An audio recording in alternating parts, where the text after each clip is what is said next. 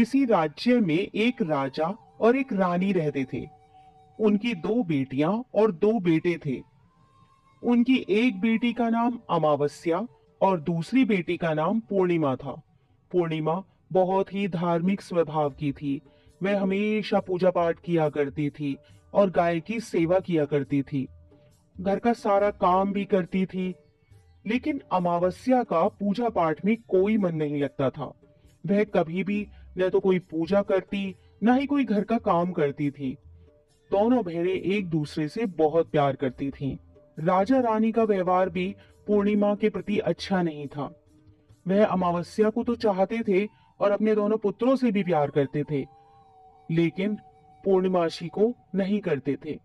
धीरे धीरे समय निकलता है। राजा रानी के बच्चे बड़े हो जाते हैं। राजा अपने दोनों बेटों का विवाह कर देते हैं। अब बेटियां भी बड़ी हो रही थीं। फिर सभी लोग राजा से कहते हैं कि इनका भी विवाह कर दीजिए। राजा ने कहा, हाँ, विवाह तो करना है। फिर रानी ने राजा से कहा, पूर्णिमा का विवाह किसी बड़े घर में मत करना, क्योंकि इसे तो काम करना पसंद है, गाय की सेवा करना पसंद है, भजन कीर्तन और कहानियों में इसका मन लगता है, पूजा पाठ करना भी इसे अच्छा लगता है। अगर यह किसी बड़े घराने में चली गई तो वहां यह सब नहीं कर पाएगी, इसलिए इसकी शादी किसी गरीब घर में ही कर देंगे। राजा ने कहा, ठीक है।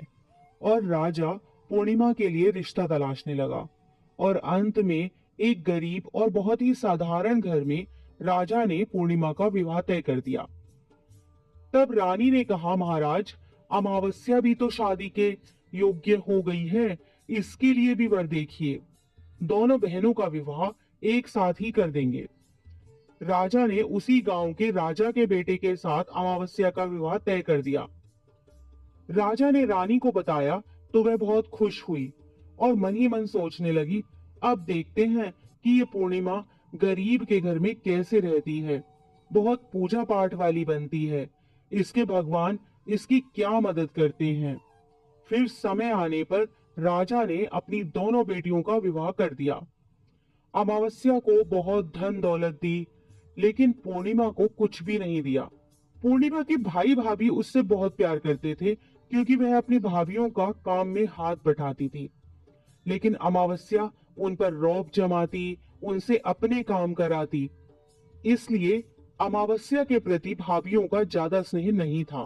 फिर अमावस्या और पूर्णिमा दोनों अपने अपने ससुराल चली गईं। एक बार की बात है, अमावस्या ने अपने घर में शिव चर्चा रखी। सबको बुलाया गया, लेकिन उसने अपनी बहन पूर्णिमा को नहीं बुलाया। पूर्णिमा अपने दरवाजे पर बैठी थी तो गांव की औरतों ने कहा, तुम्हारी बहन ने अपने घर शिव चर्चा रखी है, तुम नहीं जाओगी क्या? पूर्णिमा ने कहा, नहीं बहन, मैं नहीं जा रही, क्योंकि मेरी बहन ने मुझे बुलाया नहीं है, तो मैं कैसे चली जाऊं? तो गांव की औरतों ने कहा, नहीं बुलाया तो क्या हुआ, यह तो पूजा पाठ का काम है, तुम चलो हमारे साथ। गांव की औरतों की बात मानकर पूर्णिमा शिव चर्चा में चली गई। जब अमावस्या ने पूर्णिमा को देखा तो वह गुस्से से बोली, जब मैंने तुम्हें बुलाया ही नहीं था तो तुम मेरे घर कैसे आ गई? अब आ ही गई हो तो चुपचाप एक जगह बैठी रहना, इधर उधर मत घूमना। उसने पूर्णिमा की गरीबी का भी बहुत मजाक उड़ाया। पूर्णिमा की आंखों में आंसू बहने लगे। वह भगवान शिव से प्रार्थना करने लगी कि हे भगवान, मुझ पर आप कब कृपा करोगे? आखिर मेरा कसूर ही क्या है? क्या पूजा पाठ करना, गाय माता की सेवा करना और काम करना गलत है? भगवान, अब तो मुझ पर रहम करो। इस तरह वह भगवान से विनती करने लगी। शिव चर्चा पूरी हो गई और अमावस्या ने सबको प्रसाद दिया, लेकिन पूर्णिमा को प्रसाद नहीं दिया। वह वहां से बिना प्रसाद के वापस आ गई। वह रास्ते में सोचती है कि घर पर बच्चे प्रसाद मांगेंगे तो मैं उन्हें क्या कहूंगी। फिर उसके मन में एक विचार आया कि क्यों ना अपने भाई भाभी से ही मिलकर आ जाऊं। वह अपने पति और बच्चों को बताकर अपने मायके जाने के लिए निकल गई। चलते चलते उसे एक तुलसी का पेड़ मिला। वहां एक चबूतरा बना था, जिस पर एक बूढ़ी माई बैठी थी। उस बूढ़ी माई ने पूर्णिमा से कहा, बेटी तुम कौन हो और कहाँ जा रही हो? तब पूर्णिमा ने बूढ़ी माँ को अपना परिचय दिया और फिर बूढ़ी माँ ने कहा, बेटी देखो, मेरा तुलसी का पौधा सूखा जा रहा है, इसमें थोड़ा जल डाल दो और चबूतरे की भी धुलाई कर दो तो थोड़ी ठंडक मिलेगी। पूर्णिमा ने बहुत अच्छे तरीके से चबूतरे को धोया, तुलसी में जल दिया और तुलसी की पूजा की। उसने बूढ़ी माँ को भी स्नान कराया और उनके चरण दबाए। फिर पूर्णिमा ने कहा, माँ जी, और कोई काम हो तो बता दीजिए, अगर नहीं है तो क्या मैं जाऊं? तो बूढ़ी माँ ने कहा, नहीं बेटी, और कोई काम नहीं है, अब तुम जाओ। और उसे खूब आशीर्वाद दिया। लेकिन तुम अपने मायके से लौटते समय मुझसे मिलकर जाना। उसने कहा, ठीक है माँ। और वह आगे चल पड़ी। चलते चलते रास्ते में उसे एक शिव मंदिर मिला। वहां भी एक चबूतरा था, उस पर एक बूढ़े बाबा बैठे हुए थे। वे और कोई नहीं, स्वयं शिव भगवान थे। लेकिन पूर्णिमा उन्हें पहचान नहीं पाई। बूढ़े बाबा ने कहा, तुम कौन हो बेटी? तो पूर्णिमा बोली, क्या बात है बाबा? बाबा ने कहा, बेटी, क्या तुम इस मंदिर की सफाई कर दोगी? बहुत गंदा हो गया है। और चबूतरा भी धो देना। मेरे नहाने के लिए 2 बाल्टी पानी भर दो, तो तुम्हारा बहुत एहसान होगा। पूर्णिमा ने खुशी खुशी बाबा के सारे काम कर दिए और भगवान शिव की पूजा की। थोड़ा और आगे चली तो उसे काली माता का मंदिर मिला। काली माँ भी एक बूढ़ी माँ के रूप में वहां बैठी थी। काली माँ ने कहा, बेटी कौन हो? तो पूर्णिमा ने अपना नाम बताया और कहा, क्या बात है माँ जी? तो बूढ़ी माँ ने कहा, बेटी, जहाँ सब पूजा पाठ करके तो चले जाते हैं, कोई मंदिर साफ नहीं करता। देखो मंदिर कितना गंदा हो गया है, जरा इसकी साफ सफाई कर दो। पूर्णिमा ने मंदिर की साफ सफाई की और उसने काली माँ का श्रृंगार किया, पूजा की। उसके बाद बूढ़ी माँ को भी स्नान कराया और उसके हाथ पैर दबाए। फिर वह आगे बढ़ी तो एक नदी मिली। वहां भी एक बूढ़ी माँ बैठी थी और वह और कोई नहीं, स्वयं गंगा मैया थी। उन्होंने कहा, बेटी तुम कौन हो? तब पूर्णिमा ने अपना नाम बता दिया। और फिर बूढ़ी माँ ने कहा, बेटी, यहाँ सब स्नान करके तो चले जाते हैं लेकिन कोई सफाई नहीं करता, तुम यहाँ की साफ सफाई कर दो। उसने वहां की भी साफ सफाई कर दी। फिर वह बूढ़ी माँ भी उसे आशीर्वाद देने लगती हैं। फिर वह एक नाव में बैठकर नदी के उस पार चली जाती है। नाव में फूल बिछे होते हैं। वो फूलों की नाव में बैठकर अपने मायके पहुंच जाती है। उसके भाई भाभी पूर्णिमा को देखकर बहुत खुश हो जाते हैं और उसकी खूब खातिरदारी करते हैं। फिर सब खूब बातें करने लगते हैं। सुबह जब ननद जाने को तैयार होती है तो भाभी ने उसे एक लाल साड़ी दी और कहा, नंद जी, इस साड़ी को पहन लो और हाँ, जल्दी जल्दी आया करो, बहुत दिनों के बाद आई हो। तो पूर्णिमा ने कहा, ठीक है भाभी, आप जब भी मुझे बुलाओगी मैं तभी आ जाऊंगी। और फिर पूर्णिमा ने खुश होकर वह लाल साड़ी पहन ली और श्रृंगार भी किया। भाभीयों ने थैला भरकर उसे धन और गहने दिए। पूर्णिमा घर से निकल गई। चलते चलते रास्ते में फिर वही नदी मिली और नाव में बैठकर वह नदी के दूसरे पार आ पहुंची तो वही बूढ़ी माँ मिली जो गंगा मैया थी। उन्होंने कहा, बेटी आ गई अपने मायके से? तो पूर्णिमा ने कहा, हाँ माँ जी। तब बूढ़ी माँ ने एक थैला दिया और कहा, इसे ले जाओ। मैं कहाँ रखती फिरूंगी, ये बहुत भारी है, और हाँ, इसे रास्ते में मत खोलना, अपने घर जाकर ही खोलना। पूर्णिमा ने कहा, ठीक है माँ जी, और वह वहां से चल दी। आगे चली तो काली माँ का मंदिर मिला। वहां भी वही बूढ़ी माँ बैठी हुई थी। उन्होंने भी पूर्णिमा को एक थैला दिया और अब उसके पास 3 थैले हो गए थे। वह कुछ आगे बढ़ी तो शिव मंदिर मिला। वहां बूढ़े बाबा के रूप में भगवान शिव बैठे थे। उन्होंने भी पूर्णिमा को एक थैला दिया। वह थैला लेकर आगे बढ़ी तो तुलसी माँ मिली।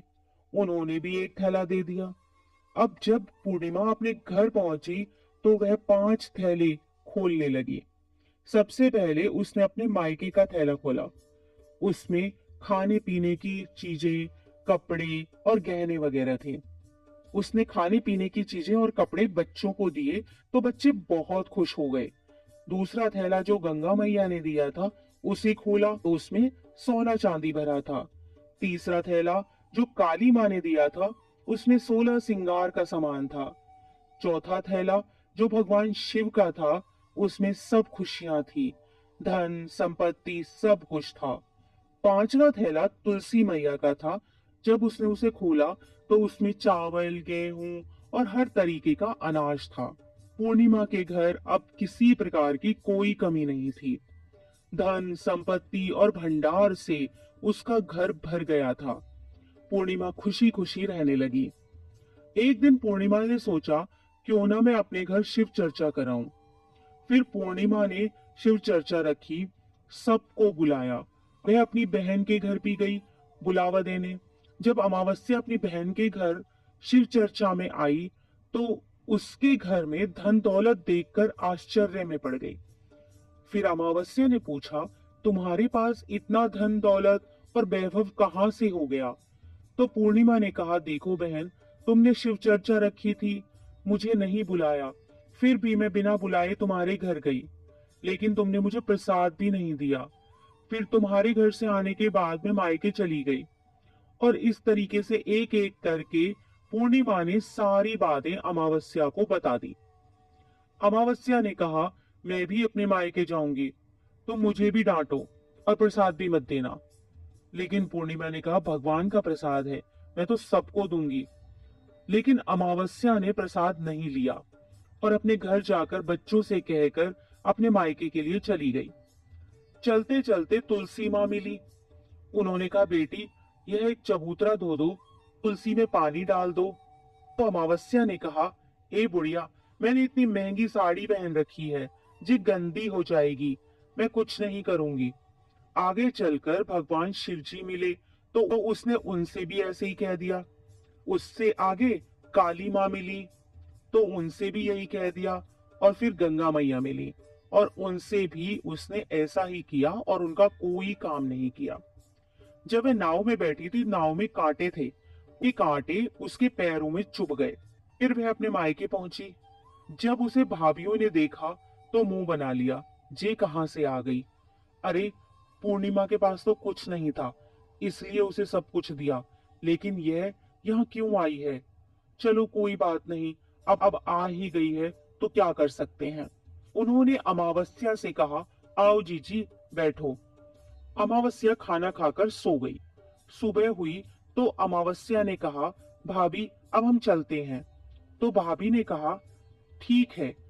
तब अमावस्या ने कहा, भाभी, पूर्णिमा को तो आपने थैला भरकर सामान दिया था, मुझे कुछ नहीं। तो भाभी ने कहा, जाओ, तुम्हारे घर थैला पहुंचा देंगे। फिर अमावस्या चल दी तो गंगा मैया मिली। गंगा मैया ने कहा, आ गई बेटी? तो उसने कहा, आपने पूर्णिमा को तो थैला भर कर दिया था, मुझे कुछ नहीं दोगी? तो गंगा मैया ने कहा, ठीक है, जाओ बेटी, हम तुम्हारा सामान तुम्हारे घर भिजवा देंगे। ऐसे ही भगवान शिव ने, काली माँ ने और तुलसी माता ने कह दिया। जब वे घर पहुंची तो उसके आंगन में 5 थैले रखे थे। जब अमावस्या सारे थैले खोलती है तो किसी में मिट्टी, किसी में ईंट पत्थर, किसी में सांप बिच्छू थे।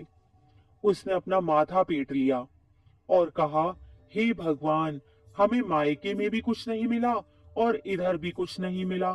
फिर अमावस्या दौड़कर पूर्णिमा के पास जाती है और कहती है, तुझे इतना सब मिला लेकिन मुझे तो कुछ भी नहीं मिला। तो पूर्णिमा ने कहा, जब मैं मायके जाती हूँ तो भाभीियों की मदद करती हूँ, तुमने तो भाभीियों की मदद कभी नहीं की, तो भाभी तुमको क्या देती? गंगा मैया को भी तुमने ठुकरा दिया, शिव जी, काली माँ और तुलसी माँ, सबको ही तुमने ठुकरा दिया, इसलिए भगवान ने तुम्हें कुछ नहीं दिया। अमावस्या कहती है, बहन मुझे माफ कर दो, मैंने सदा तुम पर अत्याचार किए हैं, लेकिन इसमें मेरा कोई कसूर नहीं था। तुम मुझे भी विधि बतलाओ जिससे मैं भी भगवान की भक्ति करके सब कुछ पालूंगी। तो पूर्णिमा ने कहा, बहन देखो, 3 ही बातें हैं ज्ञान की। पहली, सब पर दया करना, दूसरी, चर्चा करना, और तीसरी है 108 बार ओम नमः शिवाय का जाप करना।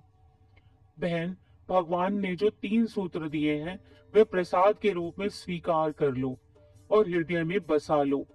मैंने सच्चे मन से भगवान का पूजा पाठ किया, सबकी मदद की, सबका काम किया, इसलिए मुझे सब कुछ मिला। और तुम्हारे पास जो भी था वह भी खत्म हो गया। अमावस्या अपने घर गई और खूब पूजा पाठ करने लगी और भगवान शिव से उसने मन ही मन माफी मांगी।